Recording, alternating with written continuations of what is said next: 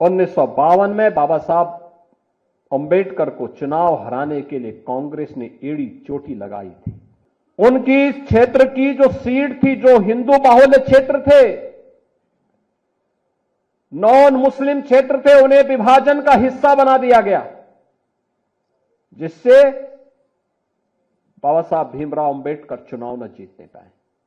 अपने नेताओं के बड़े बड़े स्मारक कांग्रेस ने बनाए, लेकिन बाबा साहब भीमराव अंबेडकर का एक भी स्मारक नहीं बनने दिया। कांग्रेस ने तो बाबा साहब को षड्यंत्र से चुनाव हराने वाले व्यक्ति को 1970 में पद्म पुरस्कार से सम्मानित किया था कांग्रेस ने। ये राहुल गांधी किस मुंह से संविधान लेकर के घूम करके जनता को बेवकूफ बनाने का काम कर रहे हैं। 1952 में बाबा साहब अंबेडकर को चुनाव हराने के लिए कांग्रेस ने एड़ी चोटी लगाई थी। उन्हें चुनाव में परास्त करवाने का काम किया। बाबा साहब भीमराव अंबेडकर 1946 में संविधान सभा के सदस्य न बने, इसके लिए षड्यंत्र किए गए।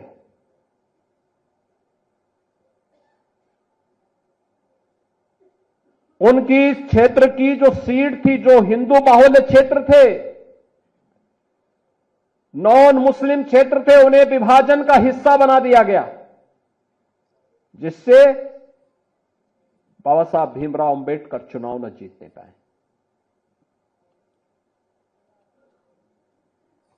1954 में उपचुनाव में बाबा साहब भीमराव अंबेडकर ने फिर से मुंबई से चुनाव लड़ने की कोशिश की।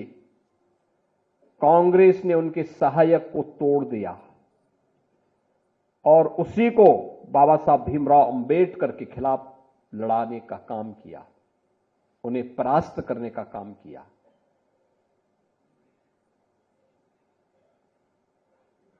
यानी कोई भी ऐसा षड्यंत्र कांग्रेस ने नहीं छोड़ा बाबा साहब भीमराव अंबेडकर को अपमानित करने के लिए। अपने नेताओं के बड़े बड़े स्मारक कांग्रेस ने बनाए, लेकिन बाबा साहब भीमराव अंबेडकर का एक भी स्मारक नहीं बनने दिया। एक भी स्मारक नहीं बनने दिया। यहां तक कि मऊ मध्य प्रदेश में, जहां पर बाबा साहब भीमराव अंबेडकर ने जन्म लिया था, मऊ छावनी, कांग्रेस ने नहीं बनने दिया। कांग्रेस की सरकारें थी, नहीं बनने दिया। इंग्लैंड में रह करके, जिस भवन में रह करके उन्होंने अपनी उच्च शिक्षा प्राप्त की, उस भवन को कभी भी भारत सरकार खरीदे और बाबा साहब भीमराव अंबेडकर का स्मारक बने, कांग्रेस ने नहीं किया। दिल्ली में रह करके जिस भवन में उन्होंने अपनी अंतिम श्वास ली, उस भवन को स्मारक बनाने की मांग हो रही थी 1956 से ही। 9 अलीपुर मार्ग दिल्ली का नहीं बनने दिया कांग्रेस ने। नागपुर में जहां उन्होंने दीक्षा ली, वहां पर बाबा साहब भीमराव अंबेडकर का स्मारक बने, कांग्रेस ने नहीं बनने दिया। जहां उनका अंतिम संस्कार बना हुआ था मुंबई के चैत्य भूमि में, वहां स्मारक बने, कांग्रेस ने नहीं बनने दिया। बहनों और भाइयों, बाबा साहब भीमराव अंबेडकर के इन 5 स्थानों पर 5 अंतर्राष्ट्रीय स्मारक बनाने का काम अगर किसी ने किया है तो ये भारतीय जनता पार्टी ने किया है, प्रधानमंत्री मोदी जी ने किया है। मऊ छावनी मध्य प्रदेश में भारतीय जनता पार्टी के मुख्यमंत्री श्री सुंदरलाल पटवा थे। उन्होंने उस स्मारक का शुभारंभ किया था।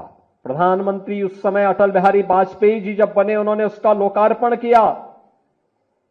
मोदी जी उस कार्यक्रम में वहां गए।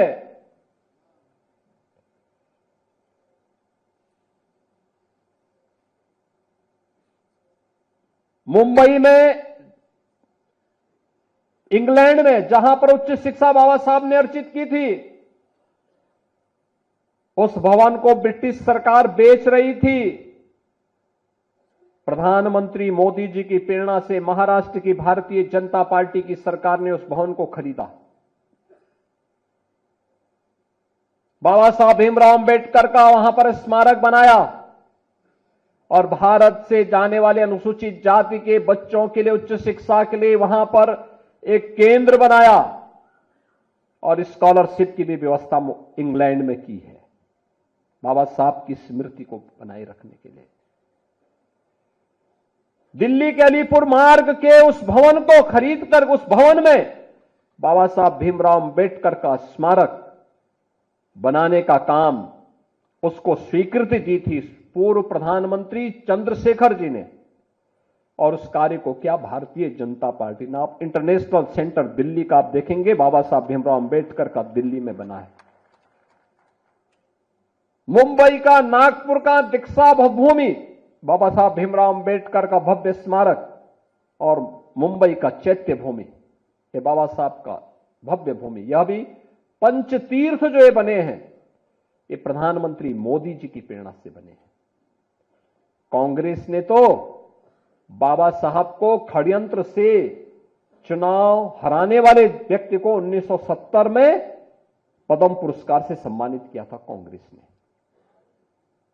ये राहुल गांधी किस मुंह से संविधान लेकर के घूम करके जनता को बेवकूफ बनाने का काम कर रहे हैं। किसी भी संविधान की आत्मा उसका प्रियम्बल होता है, प्रस्तावना होती है। और याद रखना, बाबा साहब भीमराव अंबेडकर ने 26 नवंबर 1949 को जो संविधान का ड्राफ्ट तैयार किया था, जो संविधान भारत की संविधान सभा को सौंपा था, उस संविधान सभा में प्रस्तावना में 2 शब्द नहीं थे, सेकुलर शब्द भी नहीं था और सोशलिस्ट शब्द भी नहीं था। कांग्रेस ने अपने हित के, अपने स्वार्थ के लिए, जब इस देश के अंदर इमरजेंसी लागू की गई थी, आपातकाल के दौरान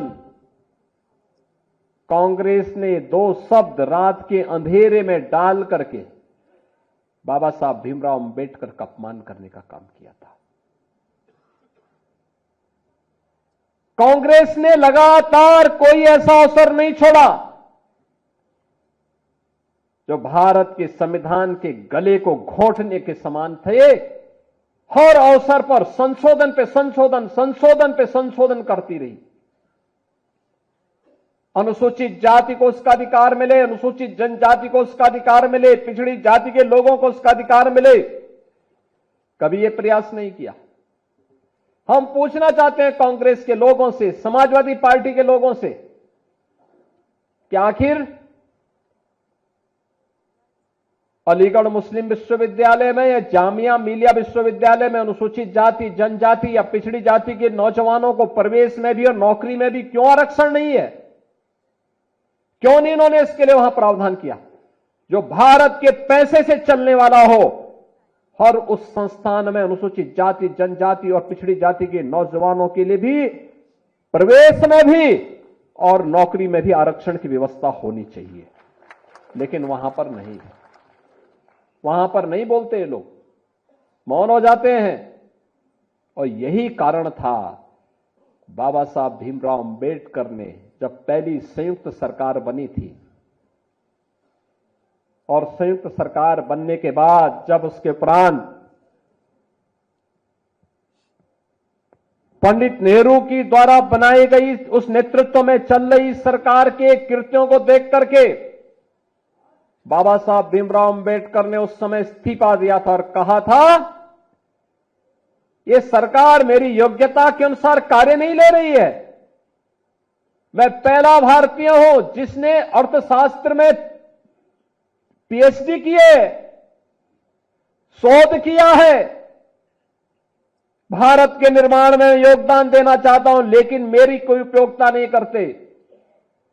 देश की महत्वपूर्ण उन समितियों में जो देश के विकास के लिए सहायक हो सकती है, उसमें मुझे कोई सम्मान नहीं दिया गया।